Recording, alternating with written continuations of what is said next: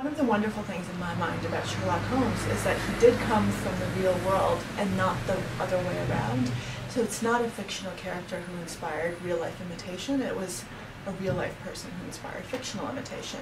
So Dr. Joseph Bell was Arthur Conan Doyle's mentor at the University of Edinburgh, and he was a physician who had this gift of keen observation. So I think it's remarkably inspiring to realize that Holmes was a real person first, because it makes you really understand that what he does is something that we can all aspire to, is something that's based on very practical, very real approaches and ways of thinking. It's not just some fictional creation that we can dismiss as such.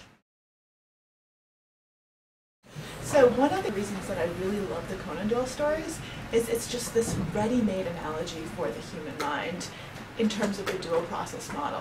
Now, the dual process model of thinking isn't new. It was popularized by Daniel Kahneman with his System 1, System 2 approach. But Holmes and Watson really embody these two systems incredibly well.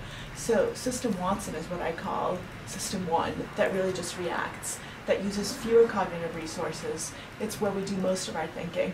But Sherlock Holmes, or System Holmes, that's the System 2, that's the reflective, cool system. It's more mindful. It also uses many more of your brain's resources. So it's something that we need to deploy wisely. The brain attic is Sherlock Holmes' metaphor for the human mind, for how it takes in information, how it stores that information. And it's a really quite a remarkably accurate metaphor or way of thinking about the brain. If you think about a physical attic, there's only so much space there, and so what Holmes says is be really careful what you put up there, make sure that you're choosing wisely, and also make sure that you're encoding it properly, that you're labeling those boxes, that you're tagging them, that you're cross-referencing everything.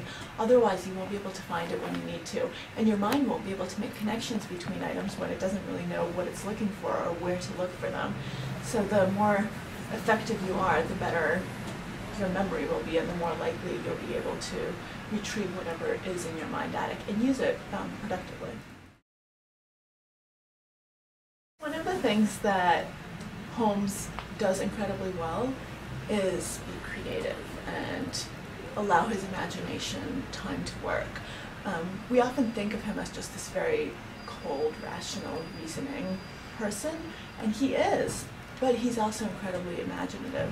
And that's one of the things that mindfulness helps with.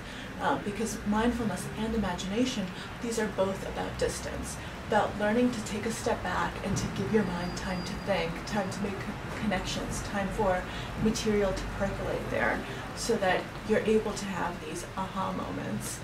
Which is, I think, a little bit of a misnomer, because your brain has been working on the problem the entire time. It doesn't come from nowhere. You have to be observant. You have to have all the raw material there. You have to have stocked your mind attic properly in order to have those aha moments. But they seem that way because you've been doing quote-unquote nothing. But really that nothing is incredibly productive, because our brain needs time to rest. You can't always be doing things, you can't always be distracting yourself. Sometimes it's best just to sit quietly, or as Holmes would do, smoke 3 pipes. It's a 3-pipe problem, as he says in The Adventure of the Red-Headed League. Unitask, unitask, unitask should be the rallying cry of this book. Our brains are not meant to multitask, they can't multitask.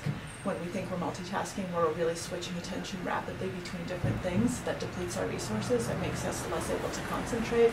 And so Holmes, in my mind, is the quintessential unitasker. And if we learn one thing from him, it's the power of that approach.